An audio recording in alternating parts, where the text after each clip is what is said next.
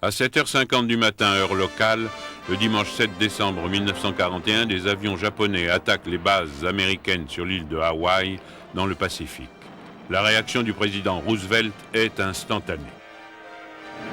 I ask that the Congress declare that since Je demande au Congrès de déclarer que depuis l'attaque infâme lancée sans provocation par le Japon le dimanche 7 décembre 1941, l'état de guerre existe entre les États-Unis et l'Empire du Japon. between the United States and the Japanese Empire. Depuis que les troupes japonaises ont envahi la Mandchourie en 1931 et ont créé l'état fantoche de Manchukuo, l'Occident est préoccupé par l'expansionnisme japonais.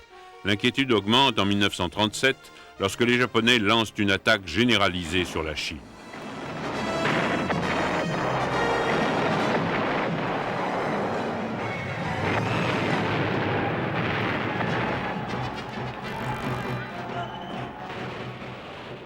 Mais les puissances occidentales ne sont pas prêtes à risquer la guerre avec le Japon.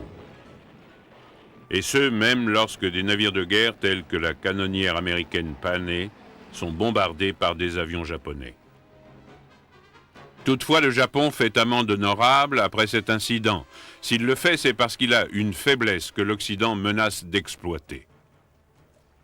Le Japon manque gravement de ressources naturelles. Il est donc fortement tributaire des importations d'étain, de pétrole, de caoutchouc et d'autres matières premières essentielles. Il n'a donc pas vraiment les moyens de provoquer l'Occident. Entre-temps, la lutte des Chinois contre le Japon bénéficie du soutien moral de l'Occident. Le chef chinois Chiang Kai-shek commence à recevoir des prêts américains qui lui permettent d'acquérir des armements et de l'équipement moderne.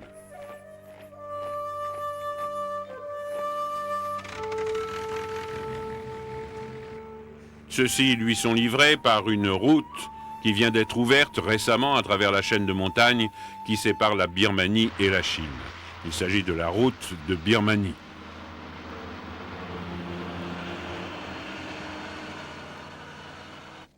En juillet 1940, un nouveau gouvernement encore plus militant prend le pouvoir au Japon. Son ambition est de rendre le pays économiquement autonome en se taillant un empire dans l'Asie du Sud-Est par l'élimination de la présence britannique, française, hollandaise et américaine sur ces territoires riches en minéraux. Ce plan est baptisé la sphère de coprospérité de la Grande Asie. Afin de contrer l'opposition britannique et américaine, le Japon signe un accord tripartite avec l'Allemagne et l'Italie en septembre 1940.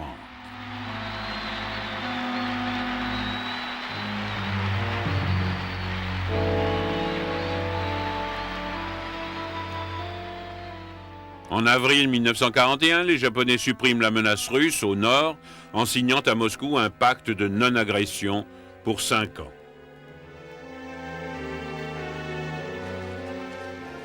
Les Japonais se tournent alors au sud, vers l'Indochine française, exigeant du gouvernement de Vichy les bases militaires du nord. Début 1941, un conflit entre les Français et la Thaïlande voisine permet aux Japonais de se poser en médiateur, ce qui augmente d'autant leur influence. Les Français sont désormais impuissants à résister à leurs demandes et en juillet 1941, les Japonais occupent la totalité de l'Indochine française. La réaction des démocraties occidentales est de geler tous les avoirs japonais, ce qui prive le Japon de 90% de ses importations.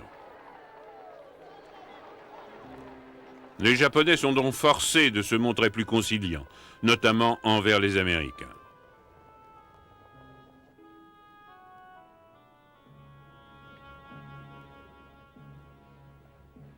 Pendant ce temps, la guerre en Chine s'éternise. Mais les choses s'arrangent un peu pour Chiang Kai-shek lorsque la loi du pré-bail est votée en Amérique en mars 1941 et lui donne la priorité, juste après la Grande-Bretagne, pour recevoir des munitions des Américains.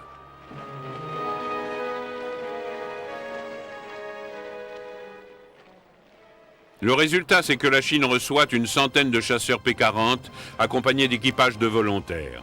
Mené par un ancien pilote de l'armée de l'air américaine, Claire Chennault, qui a contribué à former la force aérienne chinoise, ils commencent à se faire remarquer dans l'espace aérien chinois dès la fin de l'été 1941. Ils sont connus sous le nom de tigres volants.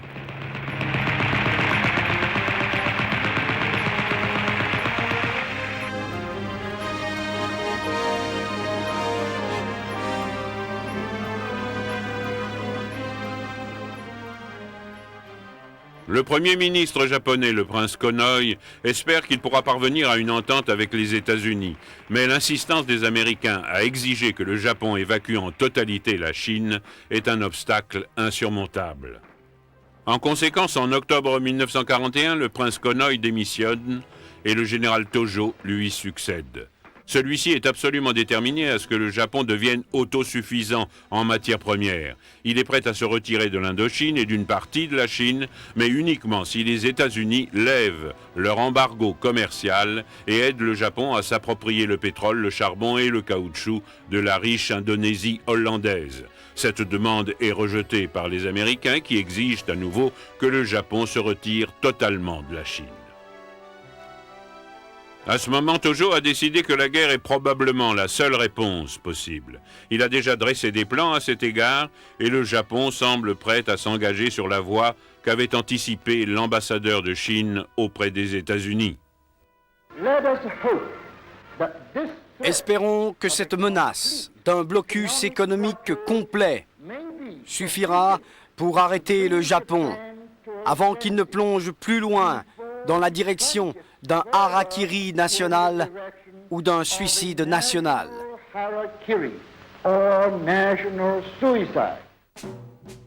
L'auteur du plan d'attaque japonais est l'amiral Yamamoto, commandant en chef des forces navales. Il est conscient que l'énorme force en matériel de l'Amérique sera le facteur décisif dans une guerre prolongée. En conséquence, les Japonais doivent rapidement atteindre tous leurs objectifs. Yamamoto estime que le principal obstacle est la flotte américaine du Pacifique. Elle doit donc être détruite dès le début des opérations. La question est de savoir comment. Il pense pouvoir s'inspirer du succès de l'attaque des avions britanniques transportés par porte-avions contre la flotte italienne à Tarente en novembre 1940. Si les porte-avions japonais pouvaient parvenir à portée de la base de la flotte du Pacifique à Pearl Harbor sans être interceptés, ils pourraient lancer un assaut semblable. Les forces navales japonaises commencent à s'entraîner dans cette optique.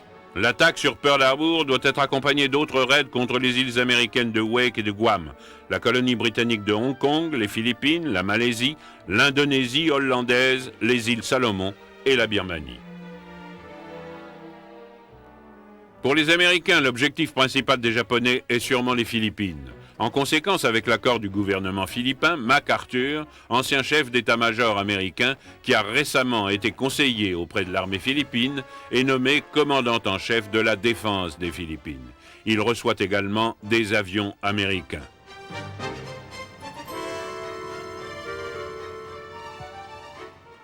Les Britanniques, eux aussi, ont renforcé leur petite garnison à Hong Kong.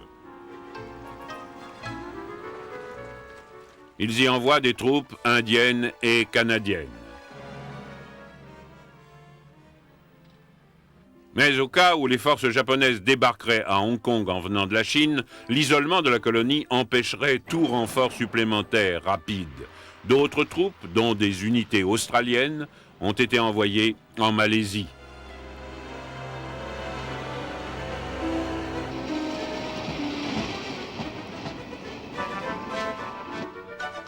Le renfort aérien comprend ces chasseurs Brewster Buffalo, fournis dans le cadre de la loi du pré-bail.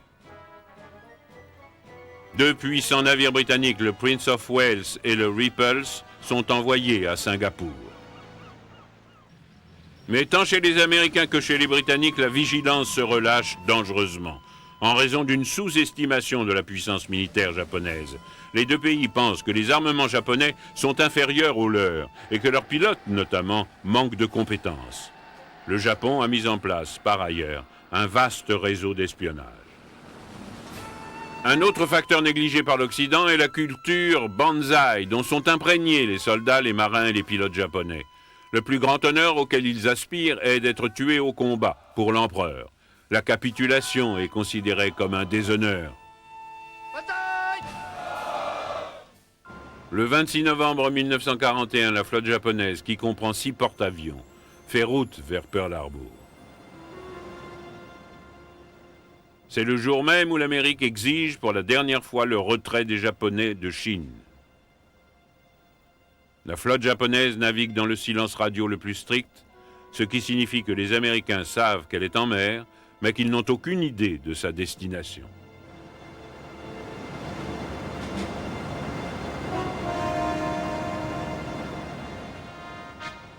Tandis que les navires se rapprochent de leur objectif, les envoyés japonais à Washington continuent à négocier.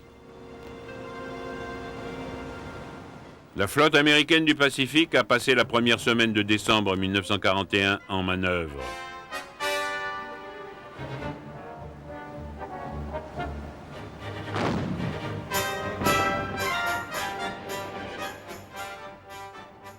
Toutefois, les navires sont rentrés à Pearl Harbor pour le week-end.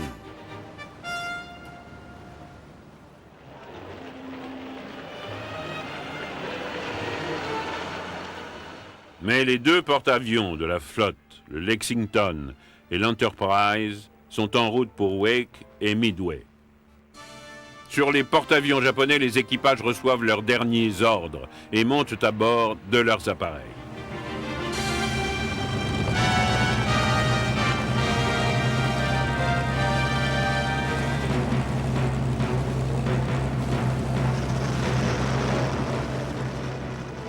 À 6h15 du matin, le dimanche 7 décembre, ils décollent pour leur objectif qui se trouve à quelques 300 km au sud.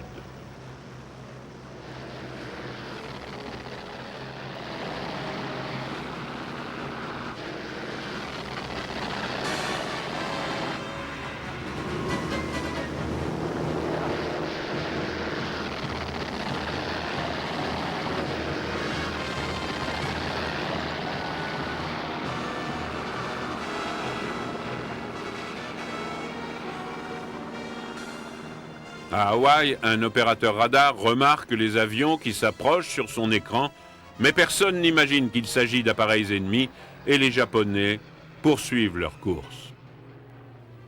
À 7h50 du matin, 200 avions japonais apparaissent au-dessus de Hawaï. Les bombardiers attaquent les 4 aérodromes de l'île et détruisent un grand nombre d'avions américains. Un opérateur radio américain désespéré transmet le message « Attaque aérienne sur Pearl Harbor ». Ce n'est pas une manœuvre.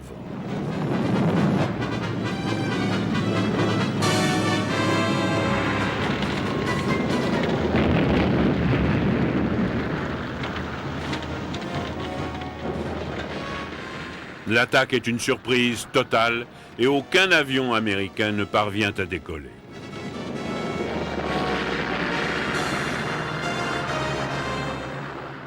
Les avions torpilleurs s'attaquent aux navires de guerre, à l'ancre, en rang serré, et font des cartons, comme à la fête foraine.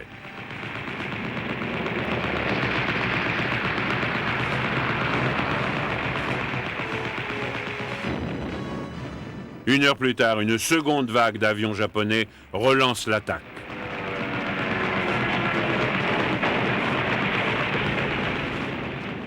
Cette fois-ci, les défenses aériennes américaines sont un peu mieux préparées, mais malgré tout, de nouveaux navires sont coulés.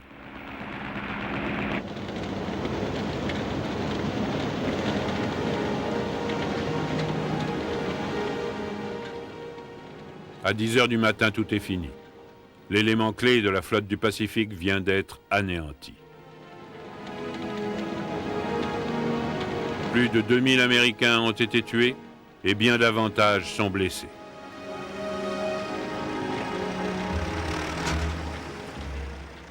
« 18 navires, dont 6 cuirassiers, ont été coulés ou gravement endommagés. «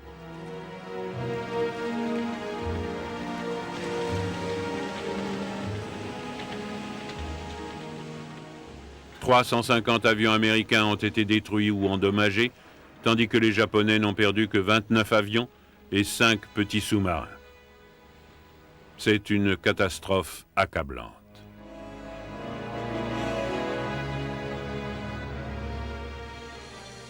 Ailleurs, les avions japonais ont bombardé Wake, Guam et les Philippines, tandis que des destroyers ont bombardé l'île de Midway. Mais à cause du mauvais temps, des avions japonais ne parviennent pas à rentrer à bord de leur porte-avions. Les Japonais se rendent compte également qu'ils ont raté les 2 porte-avions américains, une erreur qui va leur coûter cher.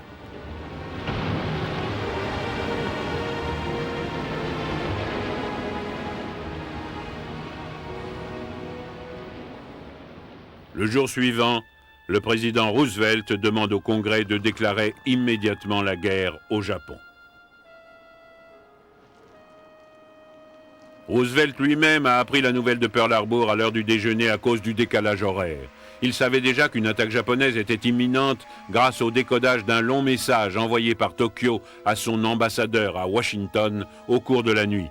Toutefois, Roosevelt, de même que les chefs militaires américains, sont abasourdis que l'attaque principale ait été dirigée contre Pearl Harbor au lieu des Philippines. Ainsi, après plus de 15 mois d'incertitude, les États-Unis se retrouvent plongés dans la guerre. En tout état de cause, ils sont mieux organisés qu'ils ne l'étaient en 1917. La déclaration de guerre de Roosevelt efface immédiatement toute divergence d'opinion chez les Américains entre les bellicistes et les pacifistes. Ils sont à nouveau un peuple uni. Sur la côte ouest de l'Amérique, on prend des dispositions pour se défendre contre une invasion japonaise que l'on croit imminente. Une autre mesure immédiate est de rassembler tous les Américains d'origine japonaise, environ 100 000 en tout, et de les interner.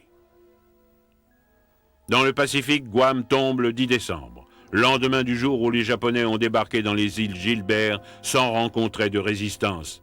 La garnison américaine de l'île de Wake repousse tout d'abord l'invasion des Japonais, mais est finalement forcée de se rendre le 23 décembre.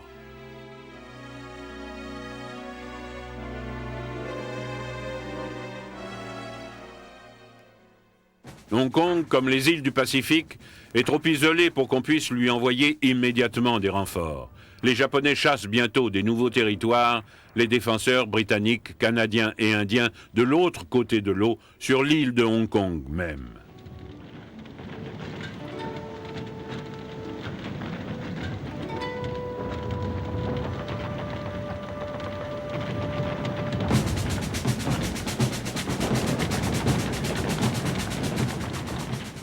La garnison est forcée de se rendre le jour de Noël 1941.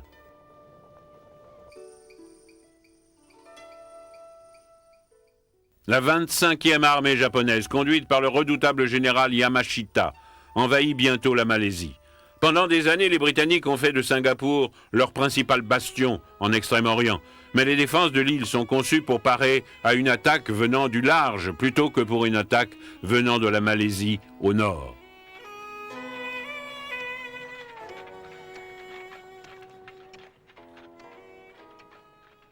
Les Britanniques réalisent enfin que la Malaisie pourrait être également attaquée et ils y déploient davantage de troupes pour la défendre. Ces troupes sont entraînées, mais le commandement est convaincu que les Japonais utiliseront les routes qui traversent la péninsule. En conséquence, l'entraînement au combat dans la jungle, qui recouvre la plupart de la Malaisie, n'est pas considéré comme prioritaire.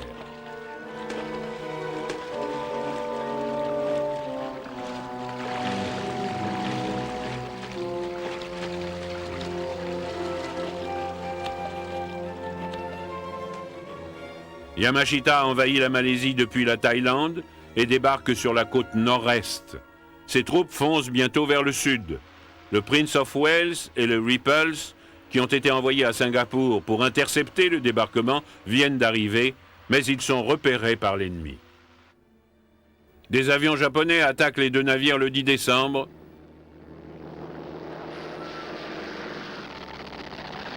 Tous les 2 sont touchés et coulés. C'est un désastre dont les défenseurs de la Malaisie et de Singapour ne se remettront jamais.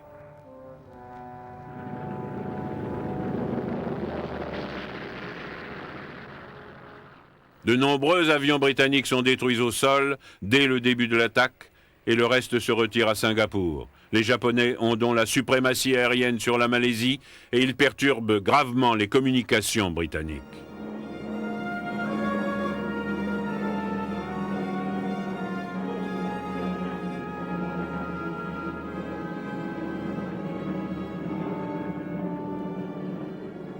Les avions japonais attaquent également Singapour même.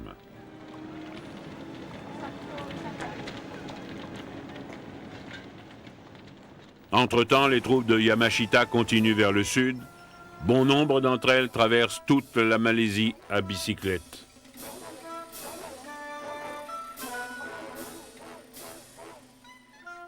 Dès qu'ils se heurtent à une résistance, les Japonais se lancent dans la jungle et débordent les positions britanniques.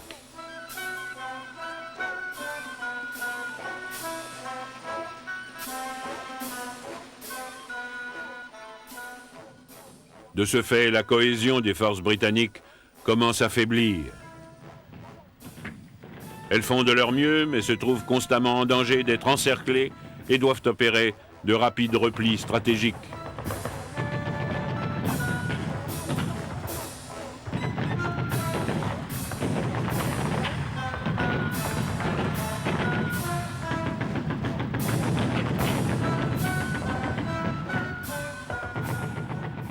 Bientôt, les replis se transforment en retraite. Les préjugés d'avant-guerre sur l'incompétence militaire japonaise sont balayés de dure façon. Finalement, le 31 janvier, les Britanniques en retraite traversent le Causeway, le bras de mer qui sépare la Malaisie de Singapour. Ils se préparent à détruire le pont.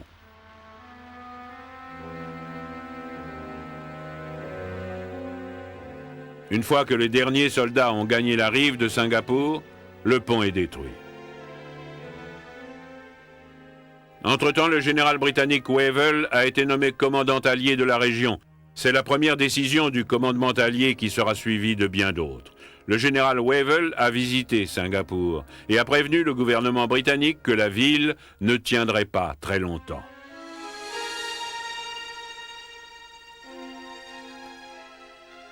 Churchill insiste pour que l'île soit défendue. Les Britanniques continuent à considérer Singapour comme une forteresse imprenable. Cela n'empêche pas de faire évacuer les familles britanniques par bateau. Beaucoup d'entre elles ne reverront jamais leur mari ni leur père, tandis que d'autres périront en mer.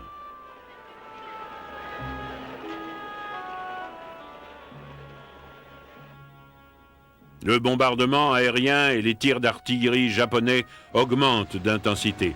Le 8 février 1942, les Japonais traversent le Causeway et débarquent à Singapour.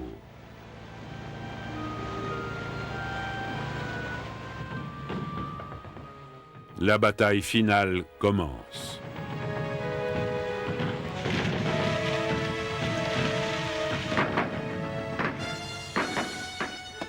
Les défenseurs démoralisés, bien qu'ils viennent de recevoir de nouveaux renforts de Grande-Bretagne, ne peuvent guère opposer de résistance aux Japonais victorieux.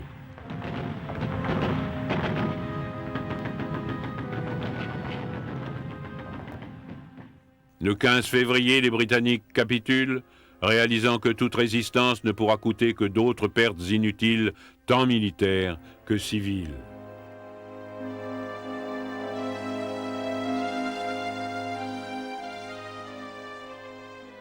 C'est un moment de triomphe pour Yamashita, mais pour son opposant, le général Sir Robert Percival, c'est une amère humiliation que ressentent aussi tous les Britanniques.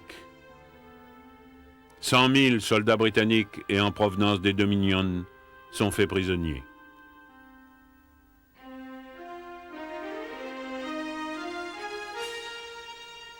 C'est au tour de l'Indonésie hollandaise d'être visée. Les Hollandais y ont basé des forces relativement bien équipées, mais qui n'ont aucune expérience du combat.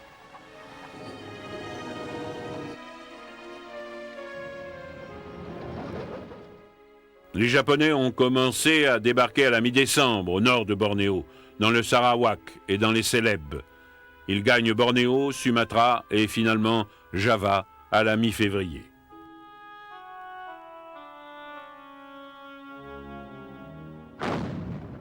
Comme cela avait été le cas pour les Britanniques, les Hollandais sont rapidement débordés par cette guerre éclair.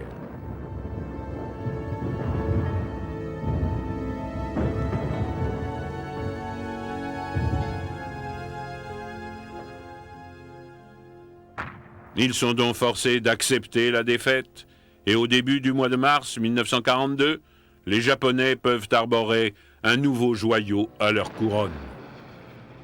Avant d'attaquer les colonies britanniques et hollandaises de l'Asie du Sud-Est, les Japonais avaient également fait des Philippines l'un de leurs premiers objectifs.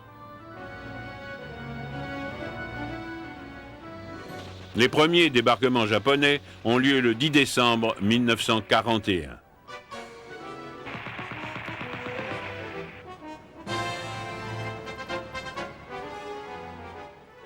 Comme ces débarquements sont dispersés, le général américain MacArthur, commandant en chef des Alliés, est dans l'impossibilité d'empêcher les têtes de pont de s'implanter. Ses forces ne sont pas suffisamment solides pour garder toutes les côtes de l'archipel des Philippines. Il prévoit donc, tout d'abord, de mener une série de combats retardateurs afin d'user les Japonais. Mais les problèmes de MacArthur s'aggravent, d'autres débarquements japonais sont effectués sur l'île de Mindanao au sud et sur la côte ouest de Luçon.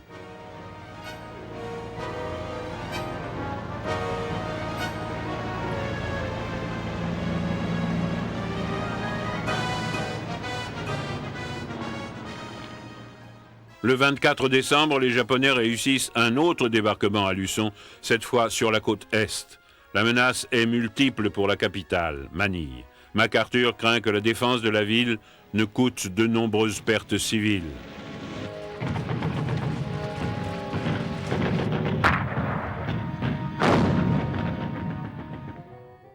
Les forces alliées se retirent donc vers la péninsule de Bataan, à l'ouest de la baie de Manille. Le 2 janvier 1942, les Japonais entrent dans Manille, qui a été déclarée ville ouverte.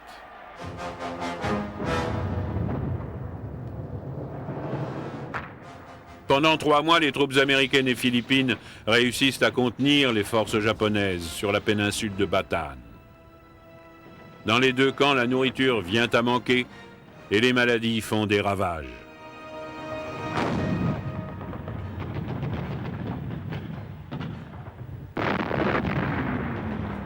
Mais les Japonais continuent à tenter de percer.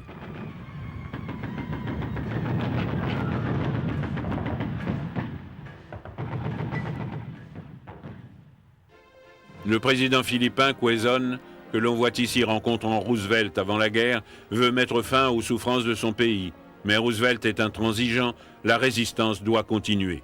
Il fait néanmoins évacuer Quezon en Australie. Et il y envoie également MacArthur afin de mettre sur pied un autre commandement allié dans le Pacifique du Sud-Ouest. Là, MacArthur est accueilli comme le symbole du soutien américain à l'Australie. Mais dès son arrivée, il fait serment de reconquérir les Philippines. Le 24 mars 1942, 2 semaines après que MacArthur soit parti pour l'Australie, les Japonais, qui ont reçu des renforts, lancent une offensive de bombardement sur les positions américaines et philippines.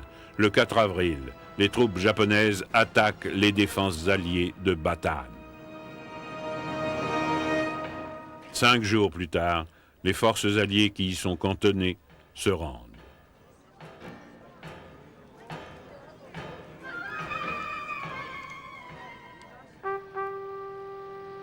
Il ne reste plus que l'île fortifiée de Corregidor à l'entrée de la baie de Manille. Les troupes japonaises l'assaillent le 5 mai.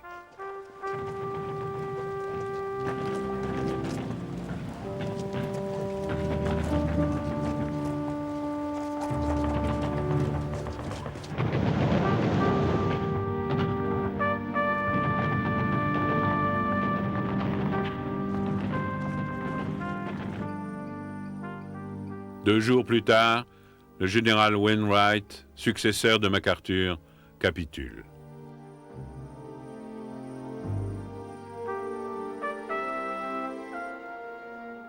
Les troupes alliées qui tombent entre les mains des Japonais vont subir des privations qu'elles n'auraient jamais pu imaginer. Sur les 12 000 Américains capturés à Bataan, seul un tiers survivra à la guerre.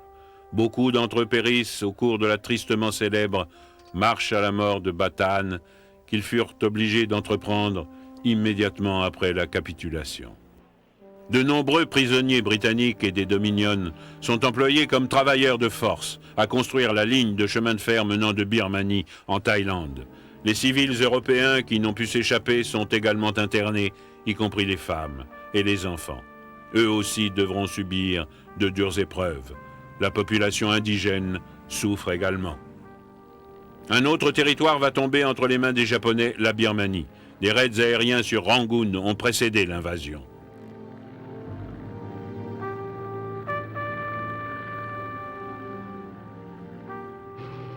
Comme partout ailleurs, ces raids ont été lancés pour démoraliser la population birmane.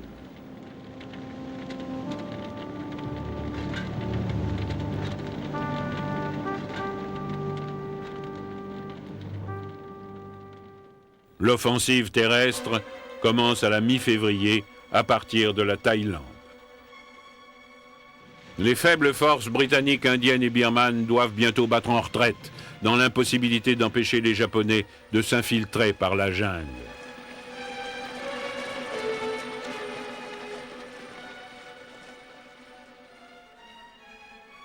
Les Japonais entrent dans Rangoon le 8 mars et pourchassent les Britanniques vers le nord. Les forces chinoises tentent de les aider, mais elles aussi doivent finalement battre en retraite.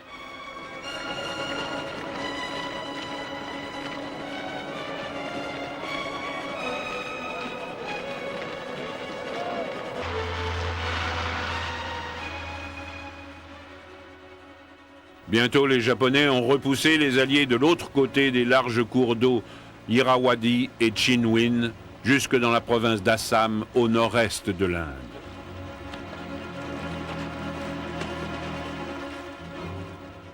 Cela veut dire que la route de Birmanie, celle que les Alliés empruntent pour ravitailler Chiang Kai-shek, est coupée. À partir de maintenant, tout le ravitaillement doit être transporté par avion au-dessus des montagnes qui séparent la Birmanie de la Chine. Les pilotes qui utilisent cet itinéraire périlleux l'ont baptisé la Bosse.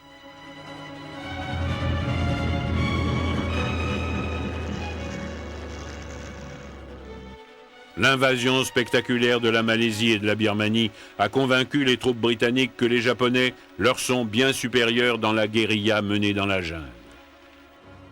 À cet échec s'ajoute une vague d'agitation quand les Indiens réclament l'indépendance à la Grande-Bretagne. De ce fait, de nombreuses forces sont immobilisées pour la sécurité intérieure. Une escadre japonaise pénètre dans l'océan Indien en avril 1942. Elle envoie des avions à l'assaut de Colombo, capitale de Ceylan, aujourd'hui Sri Lanka. Les Japonais exécutent également une série de débarquements en Nouvelle-Guinée et dans les îles Salomon.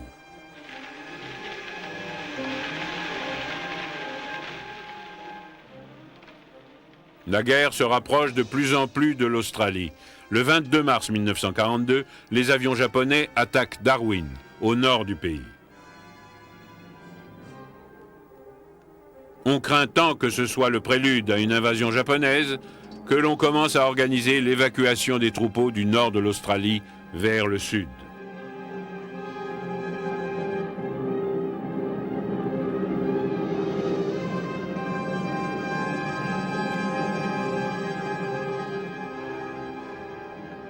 Il semble que rien ne puisse empêcher les Japonais victorieux de réaliser leur objectif d'un vaste empire pacifique et asiatique.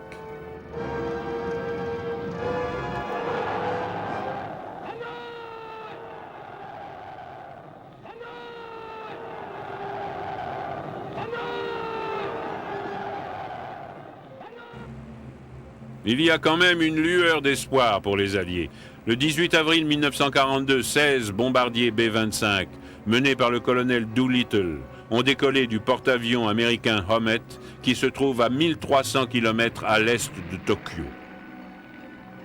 Ils bombardent la capitale japonaise et d'autres villes avant de s'échapper vers la Chine. La témérité de cette opération, à un moment aussi sombre de la guerre du Pacifique, remet du baume au cœur des Alliés.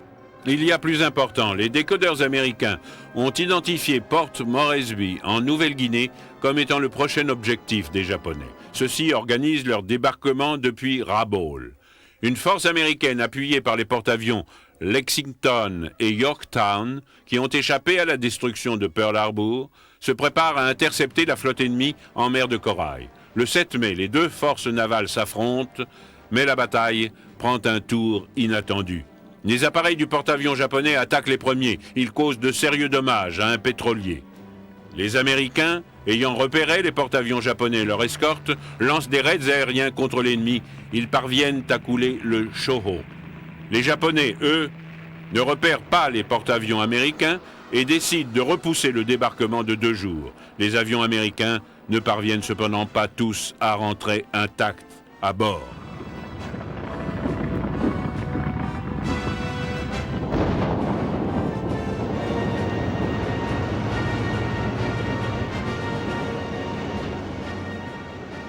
Le lendemain matin, de nouvelles attaques sont lancées de part et d'autre. Du côté japonais, le Shokaku est endommagé, tandis que les Américains perdent le Lexington qui est coulé. La flotte américaine se replie, mais pour la première fois, la bataille de la mer de Corail a contrecarré les plans des Japonais. Ceux-ci ont toutefois un autre plan de débarquement sur les îles Aléoutiennes et un projet d'attaque de l'île de Midway, qu'ils surnomment la Sentinelle de Pearl Harbor. Une fois de plus, les Américains ont vent de ces projets. L'amiral Nimitz, qui commande la zone Pacifique, déploie ses 3 porte-avions, dont le Yorktown, rescapé de la mer de Corail, pour couvrir Midway. Le 4 juin 1942, c'est le choc des 2 flottes. La bataille commence par un raid aérien des Japonais contre Midway même. Leur objectif est d'anéantir la force aérienne américaine qui y est cantonnée.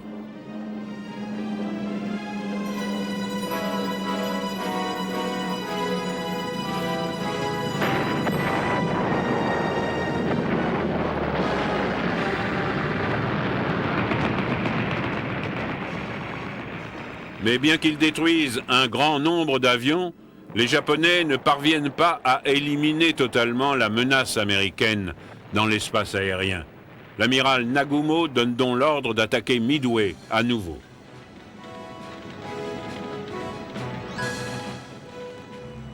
Mais les Américains ont repéré les porte-avions japonais.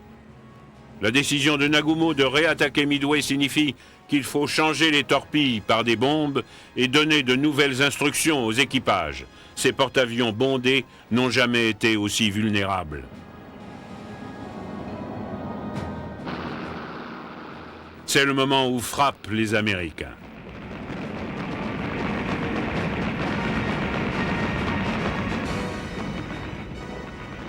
Les porte-avions de Nagumo réussissent à repousser la première vague d'assaut et abattent la majorité des attaquants.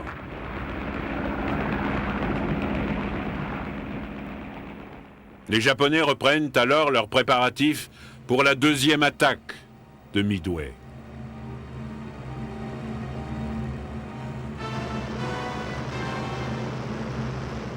Mais avant que leurs appareils aient pu décoller, une autre vague d'avions américains les survole. L'effet de surprise a des conséquences catastrophiques. En 5 minutes, 3 des 4 porte-avions japonais sont atteints et brûlent.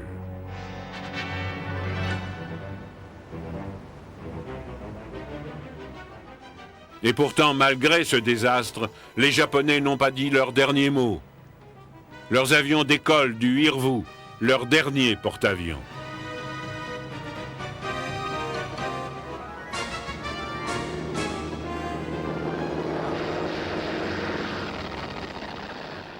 Ils ont pour objectif les porte-avions américains.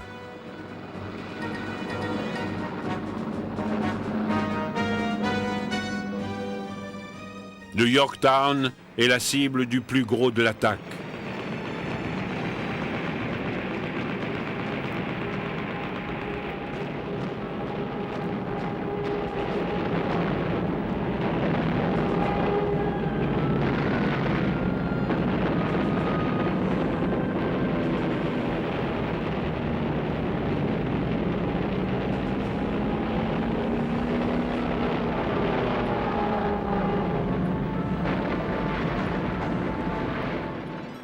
En dépit d'une défense acharnée, plusieurs avions japonais traversent le barrage d'artillerie.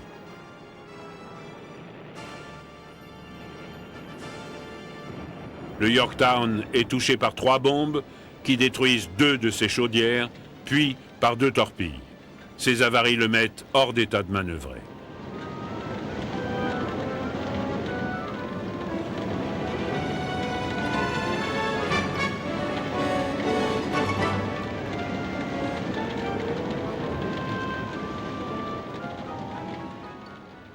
La bataille ne reprend que l'après-midi du lendemain.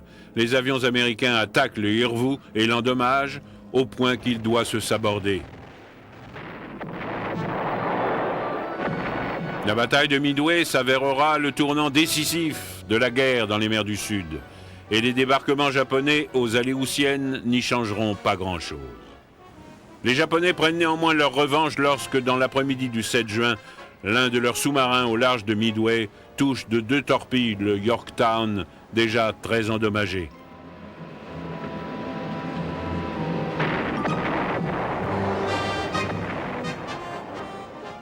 C'est le lendemain seulement que le Yorktown finit par couler, son pavillon flottant au vent.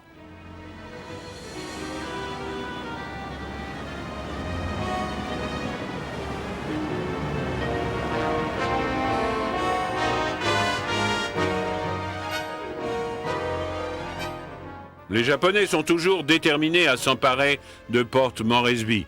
Cette fois, ils ont décidé de débarquer sur la côte nord de la Nouvelle-Guinée, puis de foncer le long de la piste Kokoda qui traverse les monts Owen Stanley vers leur objectif au sud. Une force australienne réduite, détachée pour protéger la côte nord, parvient tout d'abord à contenir les Japonais lorsqu'ils débarquent en août 1942. Mais au bout d'un mois de violents combats, ceux-ci forcent les Australiens à se replier le long de la piste Kokoda. La retraite est un calvaire et bon nombre d'Australiens, blessés ou malades, ne doivent de survivre qu'au dévouement des porteurs papous. Des renforts australiens et américains débarquent à Port Moresby et commencent à repousser lentement les Japonais. Mais l'avance sur les pentes des monts Owen Stanley est rendue difficile en raison des pluies tropicales et de la densité de la végétation. Le paludisme fait des ravages.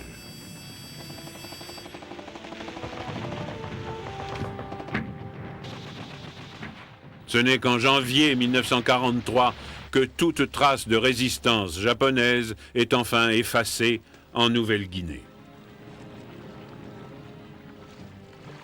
Les Alliés ont également fait preuve de combativité ailleurs, craignant que les Japonais n'utilisent la colonie française de Madagascar, encore entre les mains du gouvernement de Vichy, comme base de sous-marins. Les troupes anglaises débarquent à Diego Suarez en mai 1942.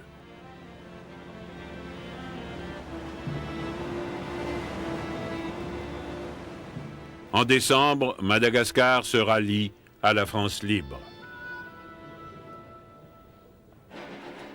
Entre-temps, des troupes américaines ont été envoyées en Australie et le 2 juillet 1942, l'état-major américain donne l'ordre à MacArthur d'envahir les îles Salomon. Il a 1 mois seulement pour tout préparer. La première division américaine de marine, qui a récemment débarqué en Australie, est choisie pour cette opération. Les marines s'embarquent en hâte, mais doivent s'arrêter en Nouvelle-Zélande pour se réapprovisionner. Cela leur donne un peu plus de temps pour s'entraîner au combat. Le 31 juillet, les marines réembarquent pour aller livrer ce qu'ils appellent l'opération des fauchés, tant les ressources sont limitées.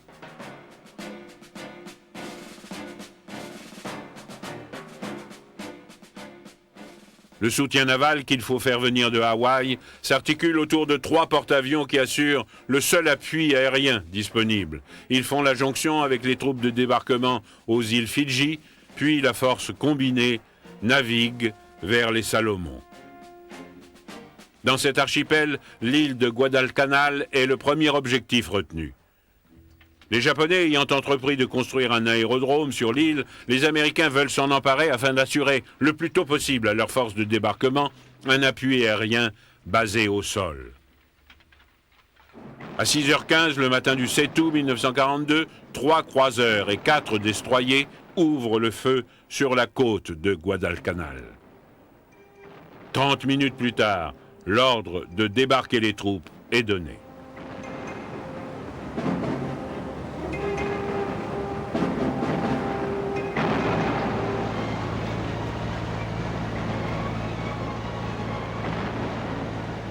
Le bombardement naval se poursuit, appuyé par celui des appareils du porte-avions. Les marines se dirigent vers le rivage.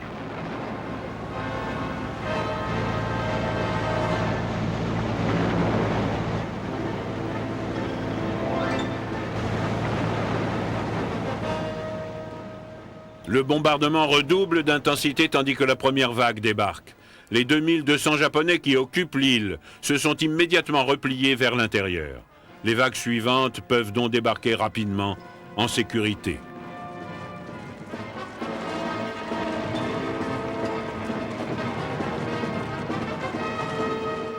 À la fin de la journée, 11 000 marines ont mis pied sur Guadalcanal.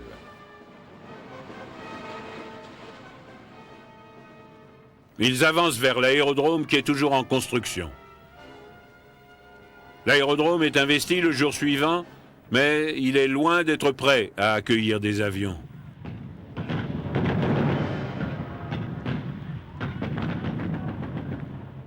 Toutefois, les Japonais n'ont pas l'intention d'abandonner Guadalcanal sans résistance et font venir des renforts qui harcèlent les marines. C'est l'impasse et elle est sanglante.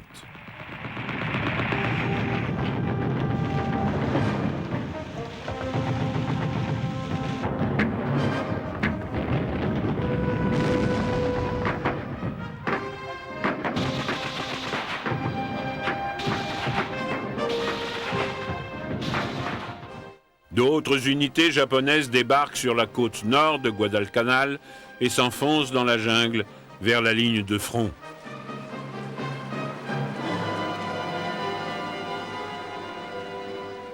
L'aménagement de l'aérodrome se poursuit. Pourtant, même l'atterrissage du premier avion américain sur Henderson Field, le 26 août, ne parvient pas à débloquer la situation.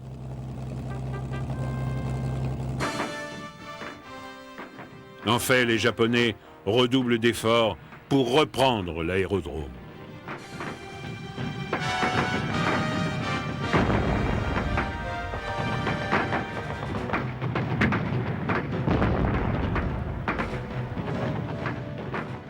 En mer, ils utilisent des cuirassés pour acheminer renforts et ravitaillement, un système que les Américains surnomment l'Express de Tokyo.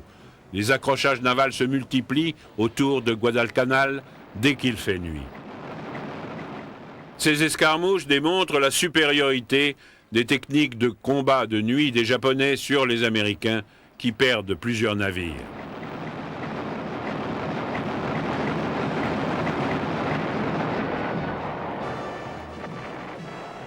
Les Japonais lancent également de nombreux raids aériens sur la flotte de Guadalcanal.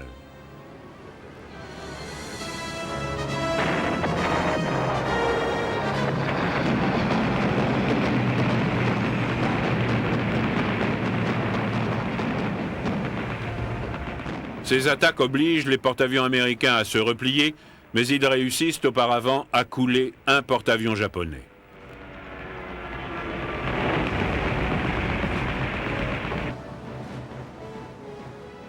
Les Japonais continuent à débarquer des hommes sur l'île dès qu'il fait nuit.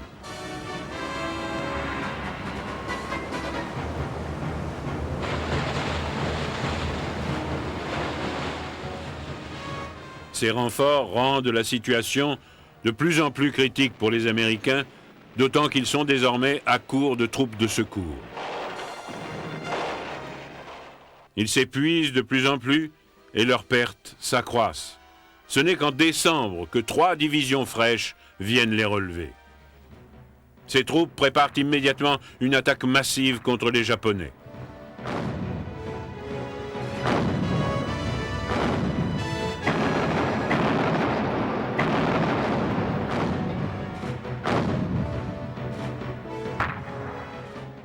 Les Japonais se défendent avec acharnement, mais l'étau se resserre au point qu'à bout de force, ils doivent faire retraite.